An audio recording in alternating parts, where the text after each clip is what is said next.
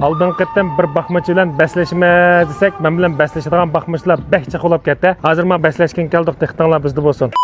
Sen semirdingmi yo kalang semirdimi? Kalam semirdi. Sen mi semirgisan? Ha?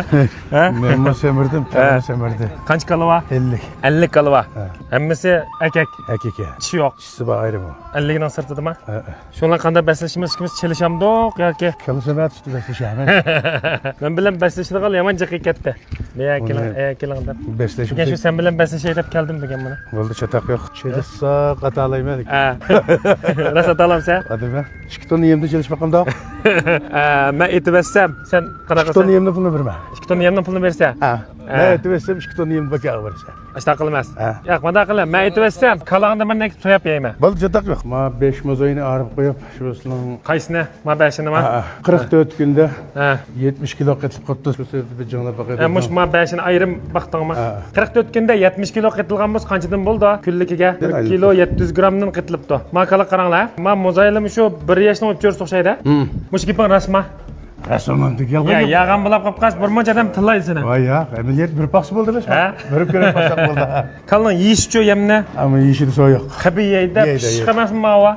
Silyasiga yemlar xom. Bizning burungi yemlar xomda. Ha, mava kal bo'ldaqniki oldingi bosqich. Oldingi bosqichning. Naqmish kallanida mana. Hozir hamda buningga o'tir bosqichga almashtiradigan vaqtni kelib qapti. 420 kiloda aylandi hozir makalar. Yani bir ay yesa en azı. Sen necha pul qolgan buni? 7,5 ming koyda. 7,5 ming koydan. Hozir necha kilo? 420 kilo. 420 kilomi? Necha pul bozorda Gobanga? 30 koy alamı. 30 koyma? 12 ming koy, 12 ming koy. Ne qachon olgan? Bana hoş günceydi. 12 joyda olgan. Necha pul yedi? Bana hesabını da. Hisoblamadan? Oy, uni hisoblamasan qanday boy bo'lsa? Ahırda bir hesabı şahane. Unda olsa faqat men yerni sinab beqish uchun men va Ama 5 kelmemişim arıp baktım. 44 kunda arib baqding. O'zing beqiyotganda qanchalik qitilibdi? Özüm bakıvatkan da jığılap baktım. Jığılap baqmadingmi? Şu ay basa. Uni menda sinaymiz hamda.